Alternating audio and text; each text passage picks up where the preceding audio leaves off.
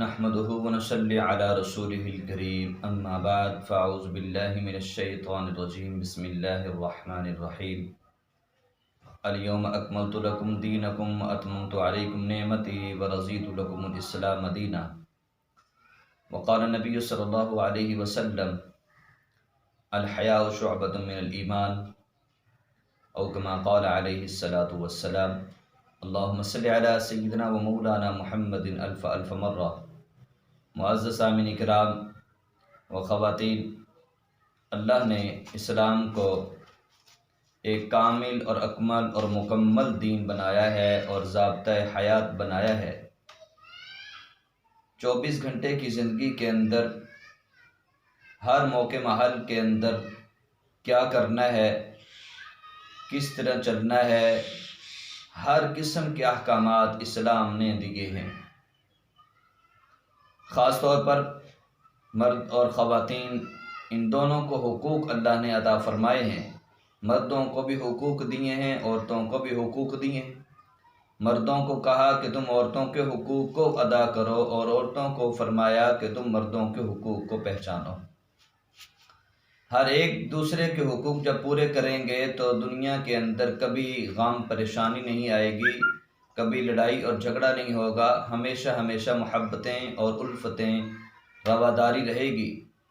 جب ایک دوسرے کے حقوق کو ادا نہیں کیا جاتا تو پھر پریشانی آتی ہے۔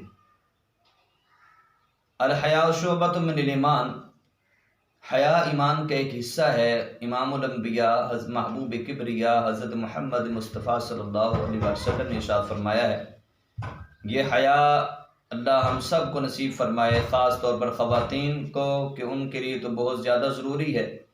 اور آج کل یہ جو عورتیں نکل آتی ہیں بینر اٹھائے ہوئے ہیں، ان کو بچنا چاہیے اور اس قسم کی عادت سے پرہیز کرنا چاہیے جو اللہ کو ناپسند ہو، کہیں اللہ کا عذاب نہ آ جائے اور اللہ ناراض ہوتے ہیں ان خواتین سے جو اپنے بے پردگی کرتی ہیں، غیر محرموں کے سامنے آتی ہیں۔